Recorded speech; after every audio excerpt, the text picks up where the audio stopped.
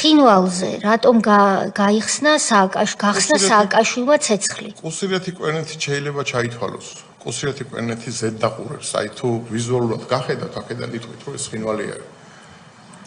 ეს არის გარეუბანი ცხინვალის? აი კუსტვაზე რო იყოს ახლა საუბარი. კუსტვა. ხო, ანუ ცხინვალის ერთ-ერთი რაიონია. კუსტვა თბილისის ერთ-ერთი რაიონია. აი ესე დაყურებს და აქედან რო უყურებ თქვა, რო გახედოთ იგივე ვერისუბნიდან, ანუ სუბიძიდან უყურებ რომ ცხინვალი ვიმოვება. ცხინვალის გარეუბანი. გარეუბანი, აი თქვა ვითა მოედნიდან თუ უყურებ. ცხინვალია, კუსტვა თბილისია. ბაგები მინდებარე ტერიტორია ვაკე იბომბება. ამ დროს არის იმაზე სროლა. მისადგომებთან კუსტვის, აი დომინირებული სიმაღლე. რა სიტყვები თქვით? დომინირებული სიმაღლე. არა, დომინირებული ვიცი რას ნიშნავს. ცხინვალის გარეუბნებს რა დაარქვით, რა სიტყვები თქვით? რა ქვიაო? შემოგარენი. კუსიეთიო თუ რა? კუსირეთი კვერნეთი. კუსირეთი კვერნეთი. არის როგორც კუსტვა დაახლოებით თბილისისთვის. დიახ, მიმჯდარი არის, ზედ უყურებს იმას დაყურებს. იქ მოსახლეობა იყო თუ ესეც არ მან ისე ქონდათ გაკეთებული, რომ თამარაშენს ურტყავდნენ ძირითადად მაკედან. აი სკოლის დაცხრილება ძირითადად მაკედან ხდებოდა. გროფ ამით ამოიწურა ეს თემა? არა, მოკლედ გავარკვევით რა არის კუსირეთი და კვერნეთი, სად არის, რომ იქ იყო განლაგებული საცეცხლე წერტილები, არ იყო მშვიდობიანი მოსახლეობა და რომ იქიდან იბომბებოდა თამარაშენი და სკოლა და ჩვენ გავხსენით საპასუხო ცეცხლი. სრულკიანი კიდე აგრძელებს. მაშინ ასეთი კითხვა მიჩნდება, როდესაც თქვენ დაუშვათ და კუსირეთს და კვერნეთს უმიზნებთ.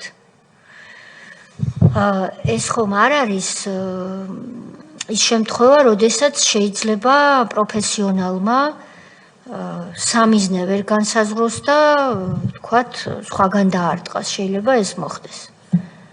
შეიძლება ყველაფერი მოხდეს, მაგრამ ცხინვალში როგორც ასეთი არ იყო დაბობა, იმიტომ რომ მაგას დაგვიდევდნენ ყველაფერს.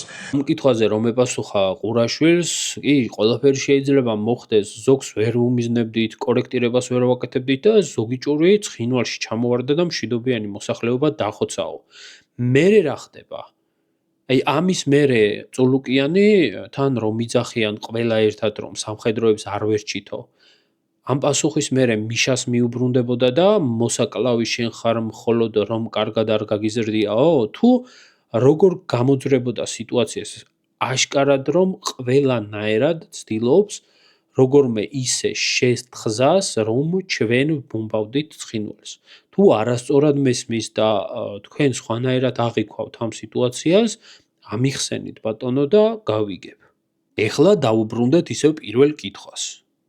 მიშამ გახსნა ცეცხლი ცხინვალზე და ეკითხება რატომ? ცხინვალზე რატომ გაიხსნა სააკაშვილმა ცეცხლი?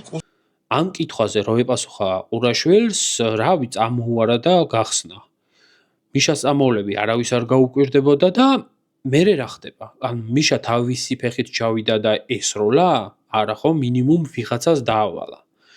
პირდაპირ ტანკის ხوار დაურეკავდა, ესე იგი მთელი იერარქია, გენშტაბი, გენერალი, დივიზიონის მეთაური, ბატალიონის მეთაური, ქვედანაყოფის მეთაური და ეკიპაჟი, თვითონ ტანკის დაუშვათ.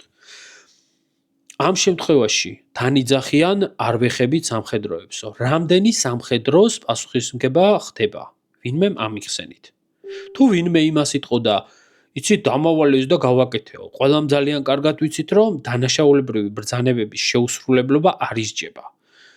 მეორე ის, რომ საქმე როცა სამხედრო დანაშაულს და გენოციდს ეხება.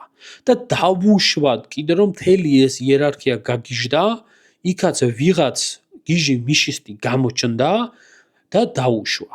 თავისივე ბატალიონი ჩაცხრილავდა, იმიტომ რომ ყველა სამხედრომ კარგად იცის, აშავებს ერთი ისჯება ყველა. და გამეცით ახლა პასუხი სამხედროებს თუ არ ეხებიან, რამდენი სამხედროს პასუხისმგება დგება ამ შემთხვევაში. თუ მეშლება ამიხსენით რატომ?